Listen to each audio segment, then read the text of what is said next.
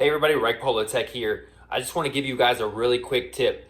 If you are in an area that all the rock salt or all the ice melt is completely sold out everywhere you look, try something else. Try water softener salt pellets. Think outside the box a little bit. They're still available in certain places if you look. At least I'm able to get them still, and they're usually pretty cheap for a pretty big bag. And they work really well. I want to show you guys real quick out on my driveway. All right, so first I want to show you, this is what I'm talking about. Salt pellets for water softeners. This is a 40-pound bag. I don't remember what it costs exactly, but it's usually a lot cheaper than rock salt. This is what it looks like. And I want to show you here what I've done here. So out here, this is solid ice. It was solid ice, and this was all solid ice as well.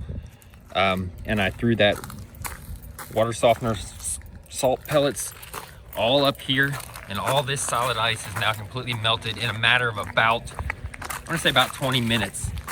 You can see how thick and icy this is. This up here, we didn't do this top part here, and it's still just a solid sheet of ice up here. So yeah, it's amazing. This stuff works great, and it still can be found if you look.